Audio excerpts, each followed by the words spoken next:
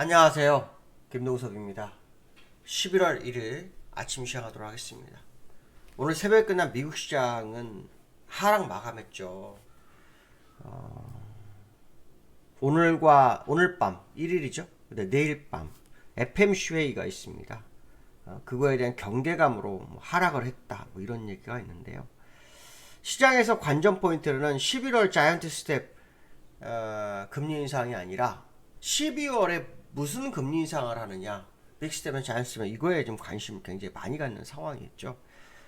메리 데일리 연은총재가 샌프란시스코 연은총재가 지난번에 12월 달에는 금리 조절 가능성에 대한 논의가 있을 수 있다, 이런 얘기가 있었는데 그의 영향을 받아서 그동안 주가가 상승했었고, 이제 FMC가 다가오면서 12월에 정말 어떤 논의가 있을 건지를 기다리는 그런 모습이 주가를 약간 하락으로 밀어낸 모습입니다. 메리델 연은총재의 금리 조절론이 시장에 화두가 된 상태에서 장보이빈 블랙로크 투자연구소장은 이런 말을 합니다. 긴축이 끝날 것이라는 기대감에 시장이 반등하고 있지만 이것은 시기상조다, 이렇게 얘기를 합니다. 결론적으로 말하면 메리델리의 발언과는 배치되는 그런 모습이고요.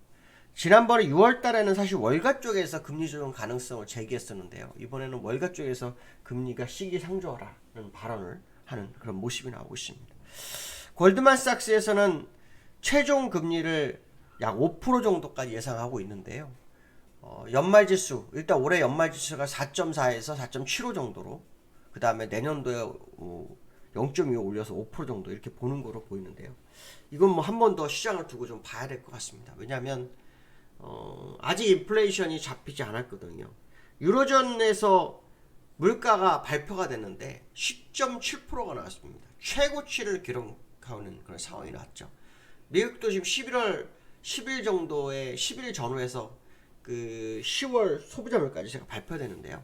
유가가 지금 아시겠지만 떨어지질 않습니다. 유가가 오펙 플러스와 러시아가 감산을 통해서 유가를 받치고 있죠. 그로 인해서 지금 아시겠지만 유가가 계속해서 지난달보다 높은 가격을 형성했습니다. 지금 10월 달이 9월보다 높은 가격이 형성됐고, 그게 평균 가격으로 약 7, 8불 정도 벌어집니다. 그래서 8% 정도가 유가가 평균치가 높았기 때문에 소비자 물가지수도 약 8% 정도의 차이가 있을 확률이 높다라는 거죠. 그렇다면 8.1에서 한 8% 정도, 7%, 0.7% 정도 더한다 그러면 8.8 정도 될 수 있죠. 거기다가 어저께도 말씀드린 근원 CPI가 높아졌죠. 그건 유가 식료품을 제외한 거였는데 근원 CPI까지 높아진 것까지 반영한다면 생각지 않은 모습이 11월 10일 날 발표가 될 수 있는 부분이 있습니다. 그래서 이 부분들이 시장에 상당한 부담으로 좀 다가올 수 있는 상황이고요. 지금 시카고 상품거래소에서 12월 달에 금리 목표치가 자이언트 스텝 가능성이 계속 나오고 있는데요. 그게 50%가 좀 넘어버리는 그런 상황입니다. 근데 지난번에도 사실은 그 가능성이 상당히 높았던 그런 모습이었다가 메리 데일리가 발언을 금리 조절 가능성을 제기되면서 자이언트 스텝은 아닐 거다라는 분위기가 형성됐고, 그래서 미국 시장을 끌어올리는 상황, 거기에 이제 실적 몇 종목이 좋게 된 상황. 근데 사실 어떻게 보면 이거는 저는 이제 중간 선거 쪽에 많이 포인트가 맞춰졌다고 보고 있거든요. 중간 선거 때문에 아마 그 영향이 좀 더 컸지 않을까라는 생각이 많이 들고 있는데요. 어쨌든 중간 선거도 다음 주 화요일이죠. 그러니까 오늘이 화요일이니까 사실 오늘 화요일, 수요일 FMC 끝나고 성명서 발표하고 뭐 하고 그러면 목요일에 버리죠. 그러면 토요일, 일요일 빼버리면은 이제는 다음 주 화요일까지도 실제로 날짜는 한 이틀 정도밖에 남아있지가 않기 때문에 미국의 만약에 그 재료 아시겠지만 그 금리 조정 가능성을 통한 중간 선거에 대한 어떤 반영 이런 거에 주가를 끌어올렸다면 그들은 나갈 시간이 이제 얼마 남지 않았죠. 만약 그렇게 해서 끌어올렸다면 이제 나갈 수 있는 시간이 이제 한 2, 3일 정도밖에 남지 않아서 지금부터는 사실 미국장이 새로운 영역으로 갈 수 있다. 이거는 좀 아니지 않을까. 그런 생각 한번 해보실 필요성이 있지 않을까 생각합니다. 그래서 오늘 밤부터 FMC 회의가 진행이 되는데요. 성명서를 통해서 제롬 파월이 어떤 발언을 할지. 지난번에 잭슨홀 미팅 때 닐 카시카리 미니애폴리스 연은 총재가 오해로 비롯해서 주가가 상승했다는 발언을 했었는데 이번에는 닐 카시카리가 어떤 발언을 할지. 요 원래 닐 카시카리 발언이 거의 없거든요. 닐 카시카리 발언이 상당히 중요할 것 같습니다. 왜냐하면 미국에서 지금 연준 의원들 중에 메리 데일리, 닐 카시카리, 제임스 블러 이 세 사람의 발언이 지금 그 영향력이 굉장히 크거든요. 근데 닐 카시카리가 요 근래 가만히 있습니다. 그래서 그 발언 한번 들어볼 필요성이 있겠다 이런 말씀 좀 드리고 싶고요. 미국 시장은 지금 보시면은 다우는 0.4% 정도 하락을 했고요. 나스닥은 1% 정도 하락한 모습이네요. 차트를 한번 볼 필요성이 있는데 차트를 보시면 다우는 뭐 여기서 십자도제가 생겼죠. 어저께 일단 양보 애플이 아마존의 실적도 이겨내고 그쵸? 개인 소비 지수도 이겨내서 올렸는데 지금 여기서 다시 십자도제가 나오죠. 그쵸? 그래서 한번 방향성을 한번 다시 확인하는 그런 상황이 나올 수 있다. 뭐 이런 모습을 생각할 수 있고요. 나스닥은 별게 없다라고 했었죠. 그냥 횡보했다 그러는데 오늘 또 1% 음봉이 나왔어요. 사실 전일 한 3%까지 갔다가 1% 내준 거기 때문에 많이 내린 건 아니죠. 그래서 어쨌든 흐름을 조금 더 두고 볼 필요성이 있는 그런 상황이다 정도 보시면 될 것 같고요. 삼성전자가 어저께 장중할 때 4.3%인가요? 삼성전자 어제 4.3%가 날아가는 그런 상황이었었고 마지막에 한 1% 정도 밀어내면서 주가가 약간 밀어내는 그런 상황이었었는데요. 삼성전자는 외국인 매수가 상당히 컸습니다. 외국인 매수가.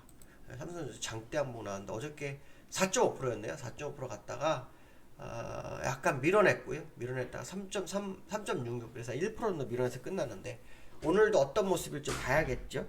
이 삼성전자는 아시겠지만 요즘은 외국인 수급이 아주 상당히 중요합니다.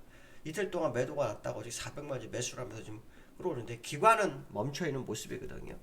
이재용 부회장이 이제 회장이 되면서 삼성전자를 사령탑이 확실하게 설정이 됐고 그래서 앞으로 뭐 비전을 좀 보여주려는 모습이 시장의 방향성을 이끌어준 것이 아닐까 뭐 이런 생각을 해봐야 되는데요. 그동안 뭐 공매도 물량이나 뭐 삼성전자에서 매도했던 외국인들의 매도가 어떤 식으로 움직이냐에 따라서 주가가 더 오를지 안 오를지 봐야 되는데요. 참 재미난 것은 개인들이 빠져나갈 기회를 주네요. 그렇죠? 개인들이 빠져나갈 기회를 줍니다. 왜냐하면 개인들이 3년 동안 삼성전자 엄청 사가지고 물렸는데 요 근래만 몇 조 샀다는 얘기가 있었거든요. 그 물량이 빠져나갈 기회를 주고 있는 거 참 특이한 케이스인데요. 어쨌든 봐야 되겠죠. 요 9월 달에 그렇죠? 요 9월 달에 2조 외국인 개인이 매수했고 그만큼 주가가 올라왔어요. 딱. 그러니까 요 개인들은 물타다 받았으니까 손실 안 났죠. 수익으로 가는 그런 상황이었더라. 이렇게 본다면 개인들을 살려준 외국인이 있다는 게 참 신기하긴 하지만 어쨌든 이 외국인들의 움직임을 계속 봐야 되겠다. 갭상승이 두 개가 연상으로 지금 떠 있는 상태라서 그 상황 한번 보실 필요성이 있겠다. 이렇게 보시면 될 것 같고요. 코스피가 2300에 근접한 것도 삼성전자의 영향이 좀 컸다라고 보시면 될 것 같고요. 원달러가 본장과 여기에서 모두 상승합니다. 본장에서 어저께 원달러가요 1424원? 예, 맞죠? 여기서 끝났고요. 여기에서는 1428원, 거의 30원까지 갔다가 27원대에 끝났거든요. 이틀 연속으로 하는데 원달러가 사실 시장의 반영이 근래 거의 약했죠. 네, 약했습니다. 그러나 원달러가 끝난 게 아니라고 한번 생각을 해볼 수 있고요. 미국이 금리 인상을 멈추기까지는 기다려야 되는데 미국이 금리 인상을 멈추려면 내년 3월 정도가 될 것 같은데 일단 시장 예상에서는요. 근데 저는 더 길어질 수 있다고 보거든요. 금리 인상이. 왜냐하면 소비자 물가 지수가 너무 잡히질 않습니다. 이 상태로 만약에 경기 침체 때문에 금리 인상을 멈추게 되면 잘못하면은 스태그플레이션이 올 수 있죠. 스태그플레이션 오게 되면은 성장도 저성장인 상태에다가 인플레이션까지 왔기 때문에 금리 인하를 못 하게 됩니다. 그러니까 차라리 스태그플레이션 오기 전에 금리 인상을 더 많이 해가지고 인플레이션 확실하게 잡아놓고 다시 금리 인하를 해주면 제일 좋은데 이게 될지 안 될지는 모르겠습니다. 무엇이 옳은지는 잘 모르겠습니다. 저는 제 생각대로라면 지금은 경기 침체를 두려워할 게 아니라 인플레이션 잡는 게 우선이고 일단 인플레이션 잡고 난 다음에 경기 침체를 잡기 위한 대응이 필요할 거라고 보는데 두 마리를 한 번에 잡을 수 있을지 봐야 되겠죠. 인플레이션 금리 인상을 멈추면 인플레이션도 잡고 경기 침체도 잡고 할 수 있을까요? 이게 되게 중요합니다. 두 마리 토끼를 잡을 거냐 한 마리 토끼를 먼저 잡을 거냐 이게 되게 중요한 상황이 아닐까 이런 생각 해봐야 될 것 같습니다. 오늘 여기까지 하겠습니다. 감사합니다.